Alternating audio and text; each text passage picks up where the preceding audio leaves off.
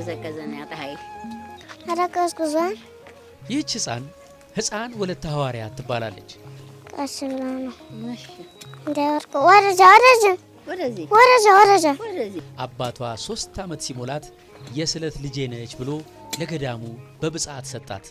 እናቶችም ተንከባክበው ቃል እግዚአብሔር እያስተማሩ የምንኩስናን ሕይወት በልቧ እየዘሩ በፍቅር እያሳደጓት ነው።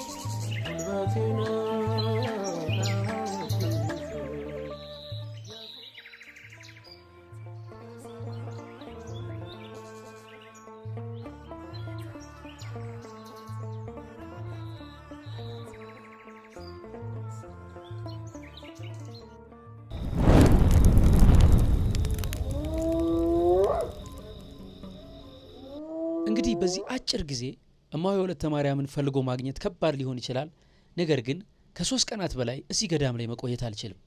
ምክንያቱም አዲስ አበባ ደግሞ ለቪዲዮ ኤዲቲንግ ስልጠና ተመዝግበው የሚጠባበቁ ወጣቶች ስላሉ ግንቦት 18 ለሚጀምረው የኤዲቲንግ ክላስ የግድ ተመልሼ መድረስ አለብኝ። እንግዲህ በሰላም ያሳድረንና ጧት ደግሞ ፈልጋታለሁ።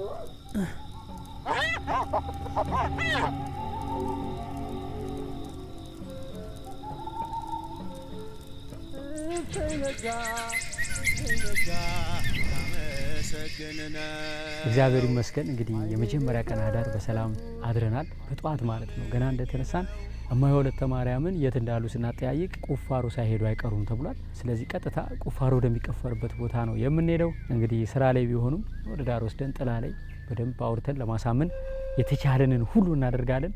እንደምን አደሩ እማሆይ? እግዚአብሔር ይመስገን። እግዚአብሔር ይመስገን። ይሄ ዛሪማ ወንዝ ነው። ተረኳ ክረምት ታዲያ እንዴት ነው የምታልፉት? በዚህ ጋር ክረምት እንሻገራለን። በጣም ወደም አለ መዞሪያ የተሰወሩ ቅዱሳን እዚህ ቦታ ላይ አሉ ይባላል። አርማደጋ እኮ እንዳለ ወልደ ገብርኤል እንዳለ ቅዱሳን ነው። እኛ ብዙ ስለማያናቸው ነው እንጂ ለሚያያቸው እኮ ያቸው ብዙ አሉበት አይደል? ሰውራን አባቶች ሞልተዋል። አርማደጋ ውስጥ አርማደጋ የት ነው? እህል ከማይበቅልበት ቦታ ደረስን መሰል እንዴ!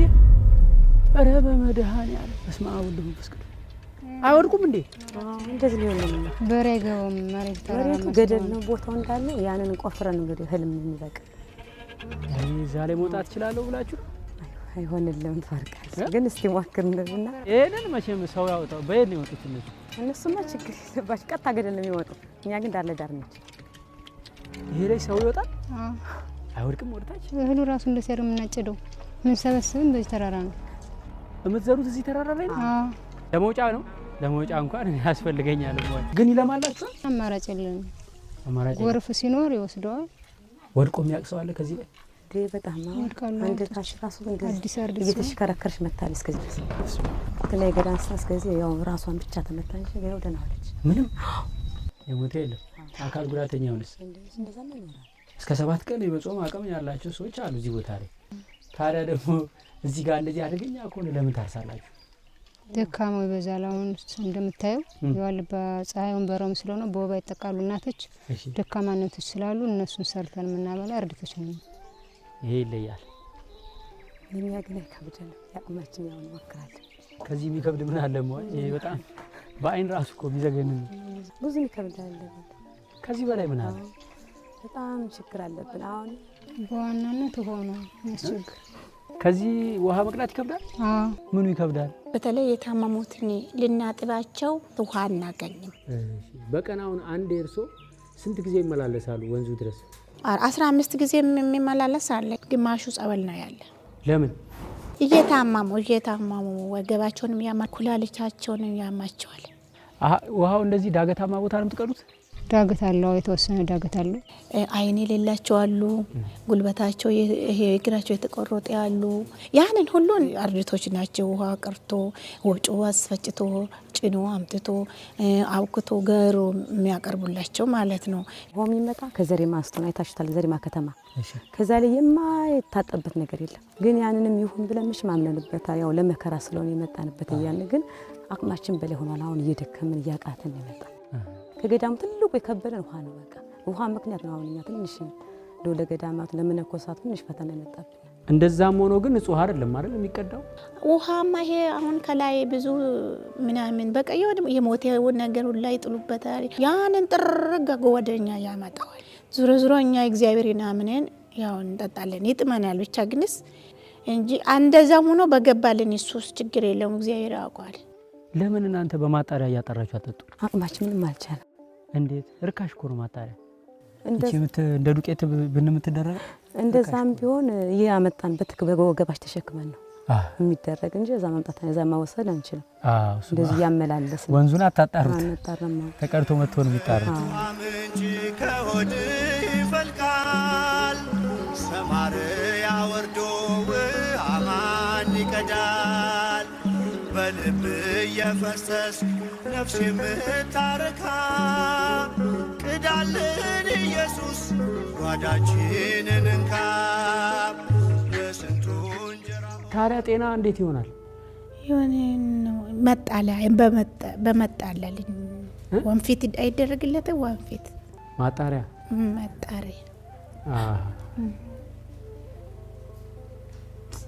ወለተ ማርያም አሁን እዛ አገኛታል? አዎ አለች።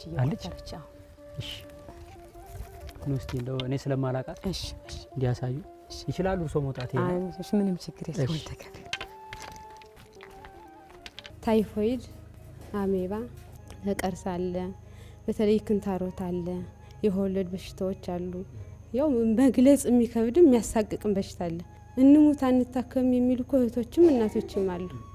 በተለይ ግን አዲስ መናንያን ሳያገለግሉ ተኝተው ሲቀሩ ይሳቀቃሉ። እቺ ግን ወለተ ማርያም የምትባለው ልጅ በስንት አመቷ ነው እዚህ የመጣችው? ህፃን እያለች ከ12 በታች ትንሽ እያለች የመጣች። ህፃን ነኝ ለማለት ስለሚከብድ እድሜ ጨምሮ ይናገራሉ። ስትመጣ ሲከብደው ምን ያክል ፐርሰንቱ ጥሎ ይሄዳል?